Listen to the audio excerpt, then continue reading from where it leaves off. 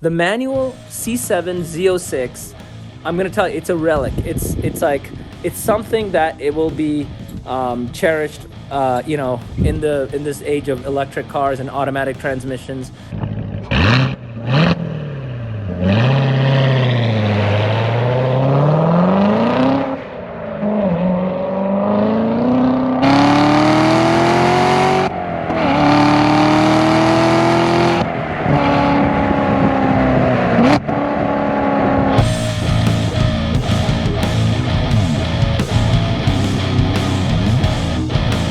Hey everyone, how's everyone doing?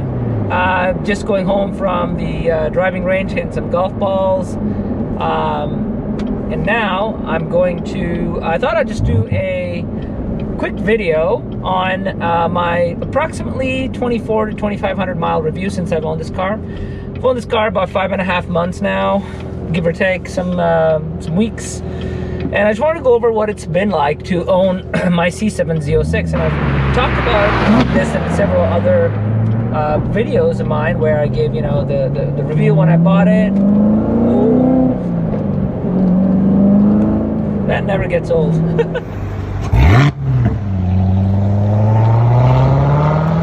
I'm just going to talk about, today, how it's been treating me, how the car has been.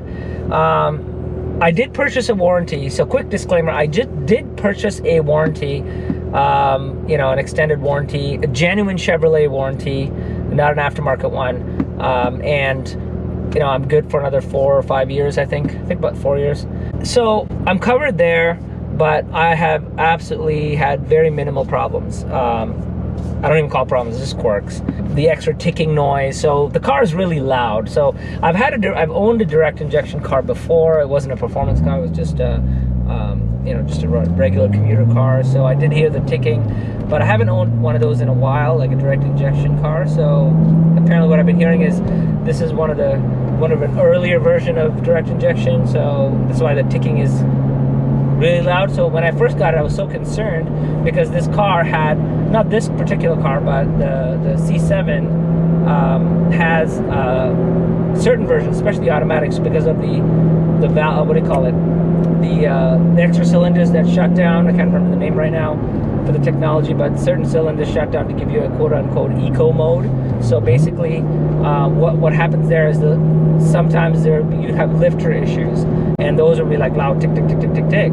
So when I first bought it, I was like, oh my gosh, what is ticking? Is it valve, lifters and all this? I was kind of worried about it. I took it to a couple of Chevrolet dealers, and they told me, no, it's just a direct injection system. It's just usually loud if it's valve, not valve. If it's lifters, I would notice it. It would be like, talk, really loud. But so this is just a slight ticking. It's annoying, but it's. They tell me it's the high direct injection, high flow fuel pump. This is the 2017, so I think the 2019 got the same one as the ZR1. It'd be nice to get that upgrade one day, but yeah, until then it's good. So it was just minor things like that. Nothing really, not a huge deal. What else? And then, I every time this goes, so to save fuel in the manual transmission versions, okay, that when you're in first and then you try to, you naturally want to shift to second, it doesn't let you. There's a message that comes on saying, shift to fourth for better fuel economy, and it's not like that's a suggestion, it's actually guided. So there's like a gate in here that I guess at a certain RPM or speed it activates, and the gate, you can actually feel it. The gate will guide your hand to fourth instead of second, and this car has so much torque it doesn't really matter, but it's still annoying. So the way I bypass that like that, see, what I do is I kind of rev it out a little, and then I kind of guide it to second. So it's just a little more work, and it's kind of annoying because I have to rev it and then kind of nudge it a bit. So it's not as smooth as I'd like. Again, minor things. I wish there was a way to turn that off. There isn't. Thank God the I think it's called AFM, active fuel management or whatnot. Hold on, I just gotta merge here. Do a little, whoa, easy. Woo-hoo! Talk about that torque, man. Just throws you back.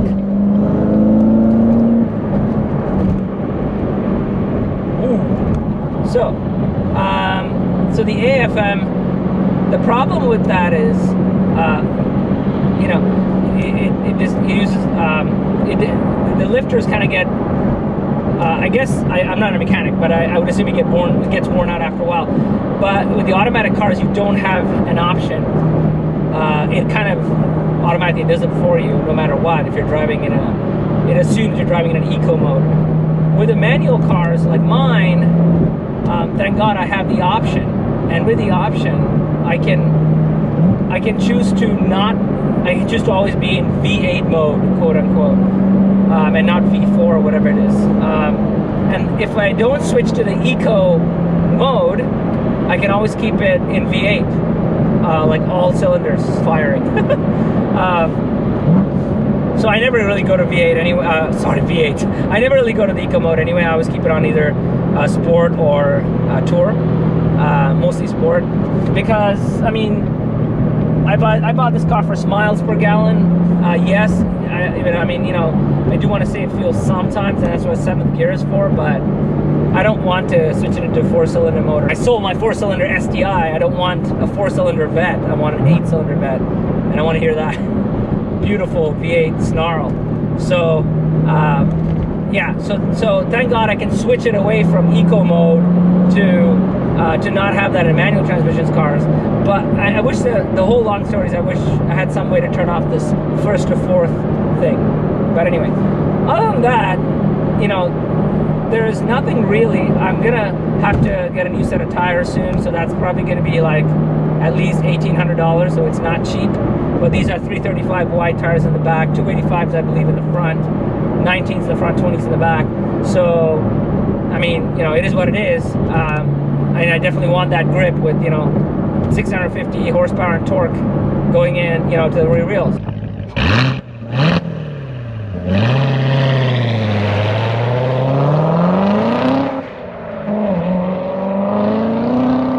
So, other than that, car's great. I'll probably get an alignment too then. So, you know, the wheels are very nice. Thank God they're not cracking. The wheels are nice. I've heard that some Z06 wheels crack, but thank God mine are good. It's very I mean, of course, not like my Lexus GX460 SUV comfort, but it's quite comfortable for what it is. There isn't any, I mean, it's been flawless. I mean, for the last 5.5 months, the car has, you know, 12,410 now miles on it, as of this recording, and it's great. I'm just trying to think what other things that, you know, that I can think about that, you know, kind of bothered me with this car. But those are the only things that really did, and there's not really bothering. It's just a little bit of an annoyance. But I mean, weight of pros to cons. I mean, the pros outweigh the cons, definitely. I mean, bonkers acceleration, handling is superb.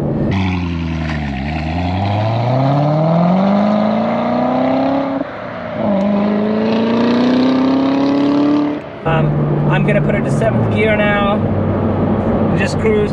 I get about 24 miles per gallon average on 7th gear, you know, on the freeway. It's great. Like, yeah, when I'm on it, when I get on the supercharger kicks in almost instantly, and you know, I can get it like 12 miles per gallon, but I mean, that's expected. The rev match is great, as you can probably hear. You know, it's just flawless every time. Yes, I can heel toe, and well, I'm still trying to get good at heel towing and rev matching, but I don't need to in this car. It just does it well for me. I'm not one, like you can like I spoke about the C8 video, why I didn't buy the C8 in my previous video. I'm not one for driver aids that much, or like, you know, automatic you know, transmissions and gizmos and gadgets that help, you know, that kind of take the engagement away. But there are a few things I do appreciate, like I appreciate you know, blind spot monitoring, which this car, oh, there's another con.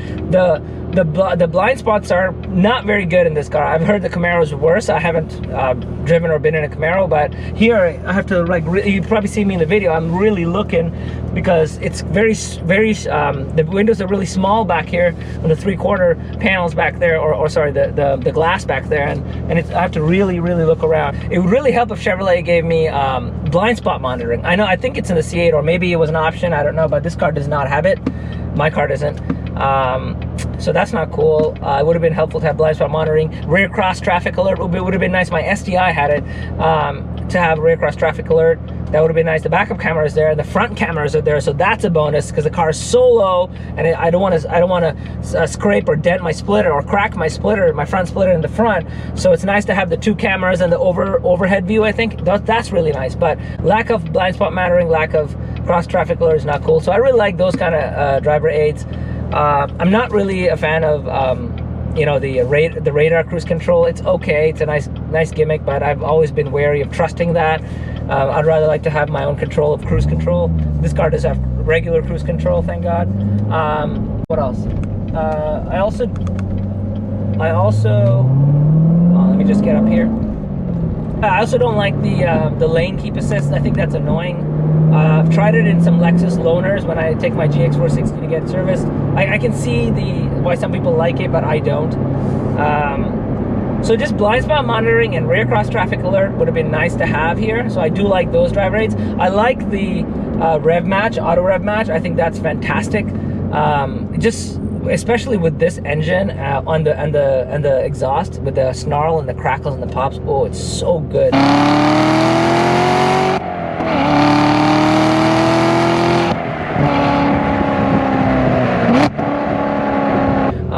Better than I can do it. So yes, I'll give up my heel toe downshift attempts and rev matching to let the computer do it. That's great. But I still want that, clutch and an analog manual transmission, which this has. So that's why I don't like any of those. Even though they're quick shifting, I don't want any dual clutch or automatics. I like regular old H pattern shifter with a left foot clutch pedal. That's it. So those are the driving engagements nannies I do like. For the driving modes, I'm on the road here. It is a bit bumpy. I have it on sport mode. I could put it on tour and the magnetic. I believe this has magnetic ride suspension. It would make the dampers a little softer. But I'm gonna go on a mountain road pretty soon as I head home, and I do want that cornering ability. It's gonna the ride being a little more stiffer, the steering being a little more firmer. Oh, two other things I just thought about. This is kind of organic, this conversation, I guess. Or this recording, I'm just kind of thinking about things as I drive. So, 2 other things I don't like is the electric power steering. Let me say this before I say I don't like electric power steering. I don't like the concept of anything electronic in the way of analog. I guess I'm old school that way. I like a manual and analog controls. Like my, not that I like manual steering, that was hard, but hard to control, hard to steer. But I do like hydraulic steering. The STI had it. I felt almost everything. It felt great. Yeah. It felt great. A lot of feedback from the road. Now this is an electronic steering rack setup, but it's one of the better ones. I do like it. It doesn't feel floaty at all. I feel connected. The modes do make it firmer, so it's not like a gimmick. I do enjoy the different modes, firming it up, and I just wish it would have been hydraulic though. That would have been nice, but that's fine. Another thing I would have liked is a manual e-brake. Again, had that in my STI. I do like the manual e-brake. This is electronic, obviously it's a switch. However, I am used to it. Just like the same action of going up to engage it, down to disengage it. You just have to do it with a finger. So I kind of flick my finger up, same motion, just with my finger instead of my hand to engage, and I press down to disengage. So these are the other 2 things that I could think about that could have been improved with this car. Anyway, back to the drive. So now I'm getting onto some mountain roads. The handling is awesome. I'm not going to push it because the tires, they have grip, but they're kind of older, so I want to replace them like I talked about earlier in the video. So I'm not going to, you know, push it or anything. I am going to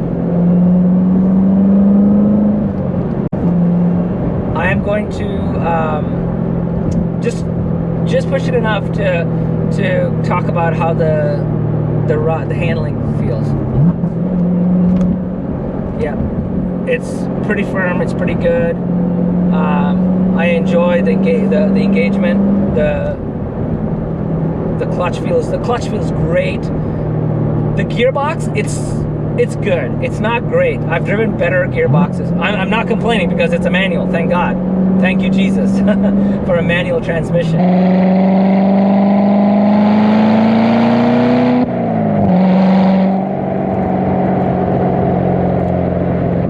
I've watched other YouTubers when they review manuals, you know, enthusiasts.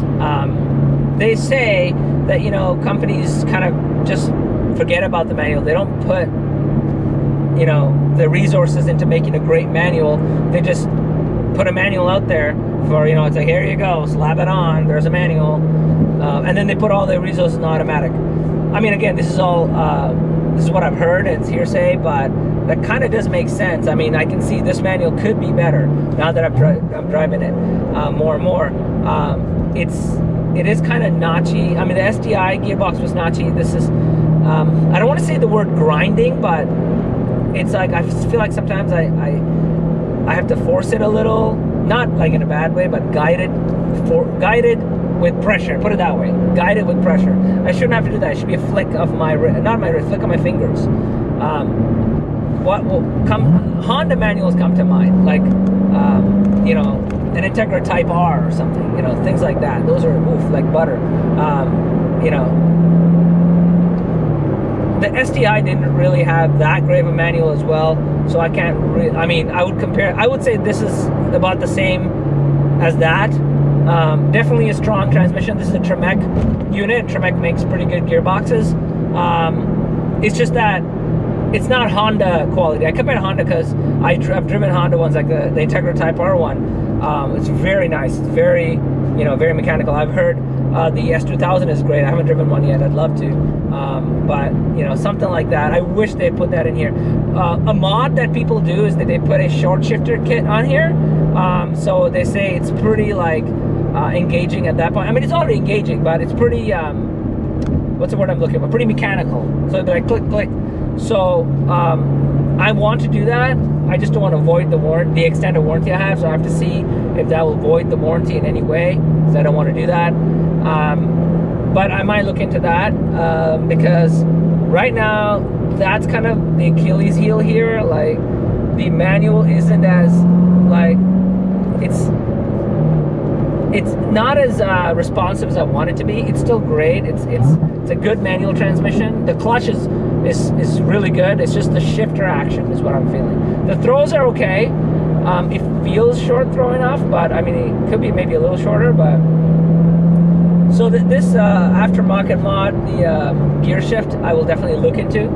Not gear shift, the short throw shift kit. I will look into the short throw shift kit and then try to install that if it doesn't void my warranty. So I have to look into that first. Another thing I'd like to say is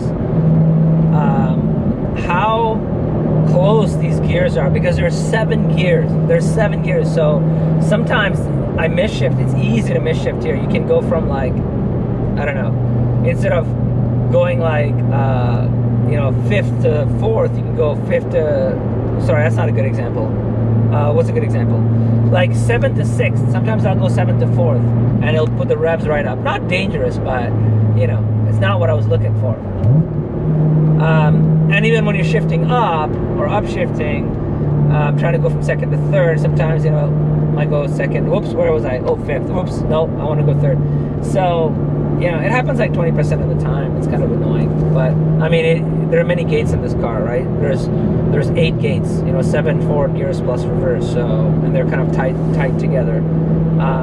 You do have to shift out and over to 7th on the right, and same with reverse, shift out and reverse. So that's that. Yeah. Out of that, the car is handles like butter, man. When I get better tires on it, I'm sure this will be even more road huggy, if you can say. It'll hug the curves more than it's doing right now, because I'm taking it a bit easier. But yeah, totally love it. Don't regret it at all. God willing, I can keep this car for a lot longer. It's one of the cars I'd like to pass down to my kids, because I don't know if they'll, that old saying, they don't make them like they used to. It's a classic example here. I don't know if Chevrolet will make another C7 Z06 or ZR1 with a manual transmission and raw feeling front engine, things like that.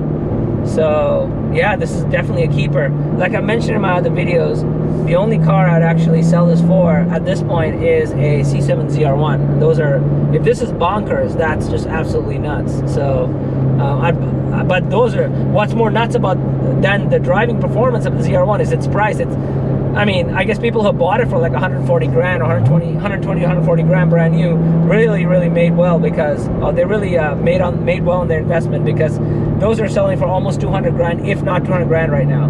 I've seen them as high as 180, 200, 180-ish, going up to 200, but that's a lot of money. And at that point, man, I gotta think, you gotta really love Corvettes to buy a $200,000 Corvette.